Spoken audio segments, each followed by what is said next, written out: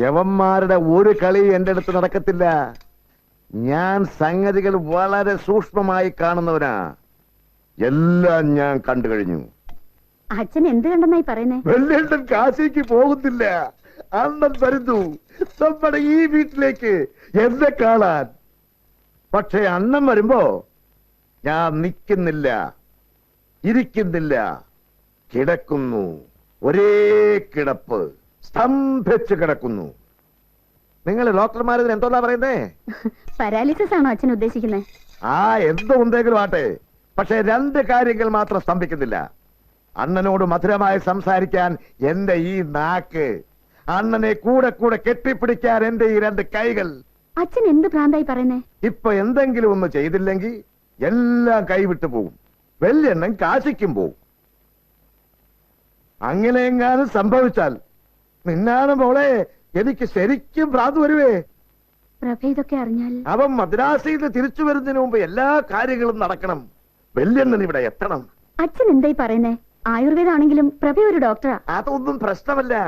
അവനിവിടെ വരുമ്പോ അസുഖത്തെ കുറിച്ചുള്ള വിവരങ്ങളെല്ലാം നീ അങ്ങ് പറഞ്ഞു കൊടുത്താ മതി. അവൻ വിശ്വസിച്ചോളും. അയ്യോ അച്ഛാ, അയ്യോ നീ ഒന്നുകൊണ്ട് പേടിക്കണ്ട. എന്റെ മോളെ, നിനക്കും അമ്മൂനും വേണ്ടിയാ ഞാൻ ഇതൊക്കെ ചെയ്യുന്നത്. വെള്ളെണ്ണൻ ഇവിടെ എത്തിക്കഴിഞ്ഞാൽ ഒരാഴ്ചക്കുള്ളിൽ ഞാൻ എല്ലാം നേടിയെടുക്കും. പിന്നെ അവന്മാര് തോന്നി.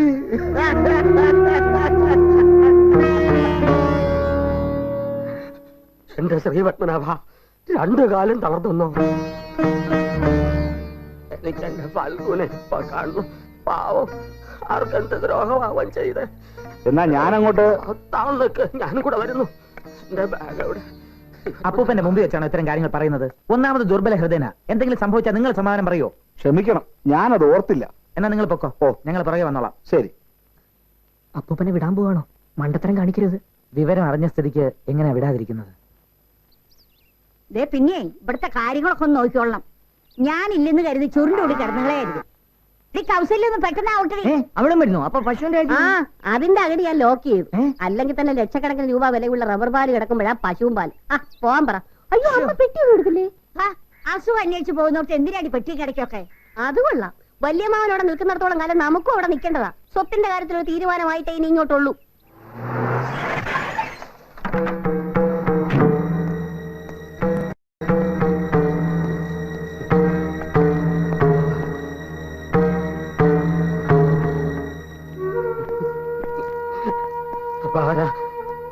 നീ വിഷമിക്കരുത്. എനിക്കൊരു കാര്യം പറയാനുണ്ട് മോനെ. ഫാൽഗുനൻ ഒന്ന് തലയൊട്ടി വീണു. പിന്നെ അവിടെ നിന്ന് എഴുന്നേറ്റിട്ടില്ല. അവള് കുറച്ച് ഗുളികകൾ കൊടുത്ത് കിടത്തിയിരിക്കുക. രണ്ട് കാലും അനങ്ങുന്നില്ല. ഈ കുടുംബത്തിൽ ഉള്ളതാ. കിട്ടുമ്പോ അവൻ വാതരോഗം വന്നാ മരിച്ചത്. പക്ഷെ അത് വളരെ പ്രായമായിട്ടാ. ഇവൻ ഇപ്പോഴേ ഇത് വന്നല്ലോ എന്റെ ശ്രീപത്മനാഭ.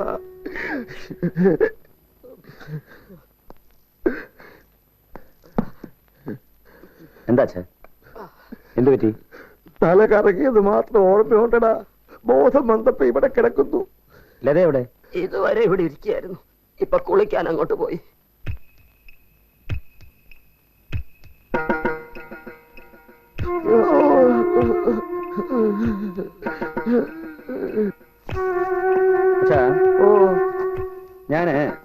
ഞാൻ ഈ പൊക്കുന്ന പോലെ അച്ഛനെ കാല് സ്വയം പൊക്കമൊക്കെ നോക്കി. മേലാന്ന് അങ്ങനെ പറയരുത്. അത് മനസ്സിനെ കുറച്ച് ധൈര്യം കൊടുത്ത് സ്വയം പൊക്കാനായിട്ട് ശ്രമിക്കണം. നോക്ക്, ഇപ്പൊ ഞാൻ ഈ കാര്യം ഇങ്ങനെ പൊക്കുന്നു. അച്ഛനെ പൊക്കമൊക്കെ നോക്കി. പോയി. അയ്യോ, വേദനയുണ്ടോ? വേദനയുണ്ടോ? ഇല്ല, മനസ്സിലാ വേദന. നീ അവിടെ എന്ത് ചെയ്യണ പോലെ ഒന്നും അറിയാൻ മേലല്ലോ.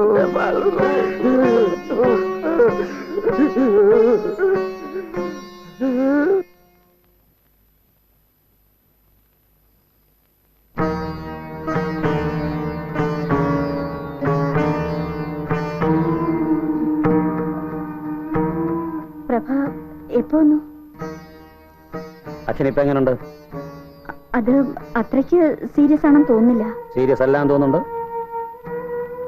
ബ്ലഡ് യൂറിനൊക്കെ ടെസ്റ്റ് ചെയ്തോ?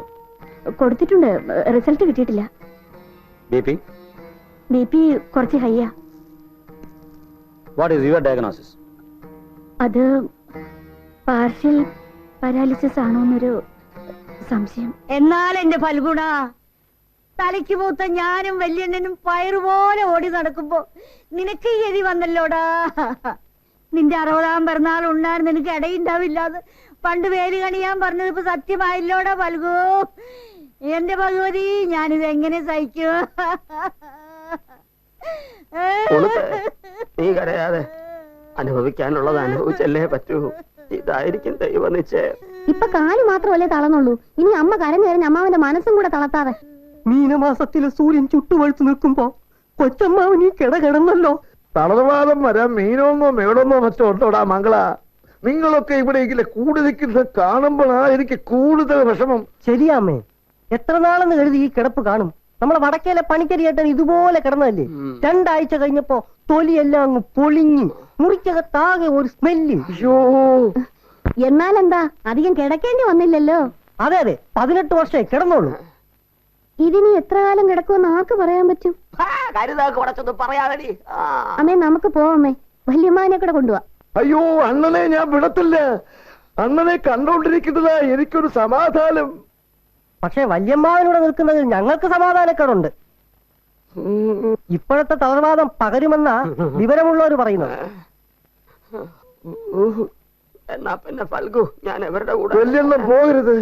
പോയാ പിന്നെ ഞാനിവിടെ കിടക്കത്തില്ല. അല്ല, വെല്ലെണ്ണൻ എവിടെയാണോ അവിടെ ഞാൻ കിടക്കത്തുള്ളൂ. എനിക്ക് വെല്ലെണ്ണനെ കണ്ടോണ്ട് തന്നെ മരിക്കണം. ഫൽഗു, ആരെന്ത് പറഞ്ഞാലും ഞാൻ ഒരിടത്തും വരുന്നില്ല. ഇവിടെ എന്റെ കൂടെ തന്നെ ഇരിക്കാൻ പോകും. അത് വല്യണ്ണൻ എന്നെ കൊച്ചാക്കിയതല്ലേ? അണ്ണനെ പോലെ തന്നെയല്ലേ എനിക്ക് ഫൽഗുണൻ. രണ്ടിലൊന്നും അറിയുന്നവരെ ഞാൻ ഇവിടെ തന്നെ ഇരിക്കും. കൊച്ചമ്മാവന്റെ അസുഖം ഭേദമാവുന്നത് വരെ നമുക്ക് ഇവിടെ തന്നെ കൂടാം. അമ്മാവന്മാരെ സന്തോഷിപ്പിക്കാൻ ഞാൻ കഥ പറഞ്ഞുകൊണ്ടേയിരിക്കും. അയ്യോ, എടി കൗസു, നീ അറുമണി പട്ടിങ്ങെടുത്തെ. എന്റെ ശ്രീപത്മനാഭ, രാമ രാമ പാഹിമാം രാമപാദം ചേരണേ മുകുന്ദ രാമ. എന്നാലും നമ്മുടെ കൈവിട്ട് പോയല്ലേ മക്കളെ. രാമ രാമ രാമ. ഈശ്വര, ആ വാച്ചിരിപ്പയുടെ സെക്കൻഡ് സൂചി നിൽക്കാതെ ഇനി അപ്പൂപ്പൻ അവിടുന്ന് വിട്ടു കിട്ടുമെന്ന് എനിക്ക് തോന്നുന്നില്ലേ. അല്ല, അതെ, ഈ പ്രതികളുടെ പുറകെ നടക്കുന്നത് പോലെ ഞാൻ അപ്പൂപ്പന്റെ പിന്നാലെ കൂടിയിരിക്കുകയാണെന്ന് സ്റ്റേഷനിൽ ആരെങ്കിലും അറിഞ്ഞാലുണ്ടല്ലോ, ഇപ്പൊ തന്നെ എന്റെ നോട്ടവും ഭാവവും ഒക്കെ ഏതാണ്ട് ഒരു കള്ളനെ പോലെ ആയിട്ടുണ്ട്. ഇനി ഈ നാറ്റ കേസിന് ഞാൻ ഇല്ല നകുല. എന്റെ ഈ അവസ്ഥ കണ്ടിട്ടും അന്നെന്റെ മനസ്സൊന്നും അലിയുന്നില്ലല്ലോ. അതാ എനിക്ക് വിഷമം. നീ എന്തോന്നാ ഈ പറയുന്നേ? നിന്നോട് സ്നേഹമില്ലാഞ്ഞിട്ടാണോ ഞാൻ കാശി യാത്ര പോലും മാറ്റിവെച്ച് ഇവിടെ തന്നെ ഇരിക്കുന്നേ? അതുകൊണ്ടായില്ലല്ലോ അണ്ണ. എന്നെക്കായാലും വിശ്വാസം അണ്ണന് ആ ആറുമുഖം തമ്പിയല്ലേ. എന്ന് ആര് പറഞ്ഞു? തമ്പിയുമായിട്ട് ചില ഏർപ്പാടുകളൊക്കെ ഉണ്ട്. എന്ന് വെച്ച് നിന്നെ പോലാണോ എനിക്കാവാൻ? ആ ഏർപ്പാടുകളൊക്കെ എത്രയും പെട്ടെന്ന് തീർക്കണമെന്നാ ഞാൻ പറയുന്നത്. തീർക്കണം. ഞാനത് നേരത്തെ വിചാരിച്ചതാ. അവസരമൊത്ത് വരട്ടെ. എപ്പോ എങ്ങനെ തീർത്താലും ഈ അനിയന്റെ കാര്യം ഓർമ്മ വേണം. എന്റെ മനസ്സ് നീയേ ഉള്ളടാ ഫൽഗു. അത് മതി അണ്ണാ.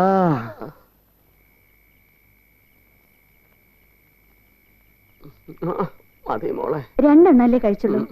ഫൽഗുനെ നീ കിടപ്പ് കിടക്കുന്ന കണ്ടിട്ട് എനിക്കൊന്നും അങ്ങോട്ട് ഇറങ്ങുന്നില്ല കുഞ്ഞെ. വല്യച്ഛൻ അതോർത്ത് വിഷമിക്കണ്ട.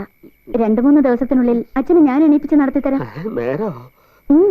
എന്തൊന്നുമില്ലാതെ അവൻ പഴയ പോലെ നടക്കുവോ? നടക്കും. എന്നാ 2 എണ്ണം കൂടി താ. മതി കുഞ്ഞെ.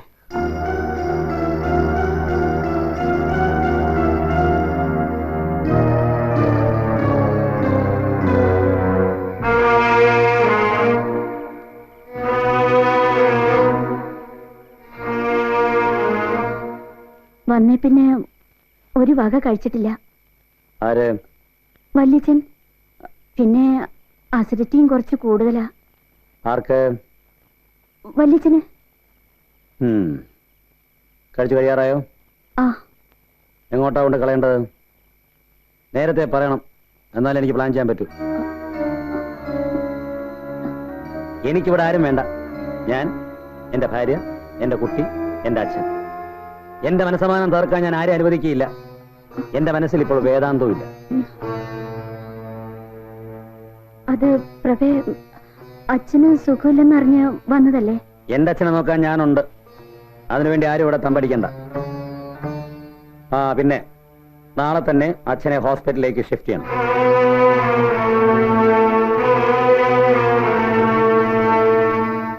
ചതിച്ചോ വയ്ക്കത്തപ്പാ? എന്റെ പൊന്നു മോളെ, എന്റെ ആശുപത്രിയിലേക്ക് കൊണ്ടുപോലെ സകല കളിയും പൊളിയുവേ. ഞാൻ എന്ത് ചെയ്യാനാ? പ്രഭ എല്ലാം തീരുമാനിച്ചു കഴിഞ്ഞു. അയ്യോ, എന്നൊന്നും പറഞ്ഞാ പറ്റത്തില്ല.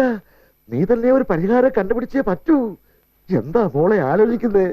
ഈ പാവത്തെ കൈവിടല്ലേ. അച്ഛൻ അസുഖം നടിച്ചു കിടക്കുകയാണെന്ന് പ്രഭ എങ്ങാനും അറിഞ്ഞ പിന്നെ ജീവിച്ചിരുന്നിട്ട് കാര്യമില്ല. ഇപ്പൊ തന്നെ പ്രഭ ഓരോന്ന് ചോദിക്കുമ്പോ ഉത്തരം പറയാനാകാതെ ഞാൻ നിന്ന് ഉരുക. ചതിക്കല്ലേ മോളെ. നിന്റെ മനസ്സിന്റെ ബലം കളയാതെ എന്റെ കൂടെ തന്നെ നിൽക്കണം. വലിയ നിന്ന് തല കുലുക്കുന്നവരെയെങ്കിലും. 54 ഏക്കർ 18 സെന്റ് സ്ഥലമാണ്. അയ്യോ എന്റെ വയ്ക്കത്തപ്പാ, കൈവിട്ട് പോകാതിരിക്കണേ. എനിക്ക് സഹിക്കാൻ പറ്റത്തില്ലേ. അയ്യോ എന്റെ പൊന്നു മോളെ.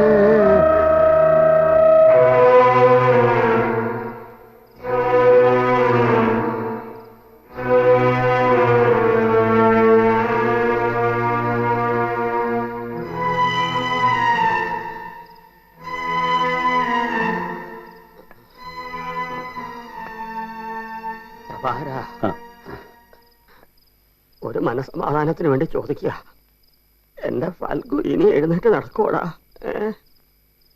വാദത്തിന് ആയുർവേദമല്ലേ മോനെ നല്ലത്?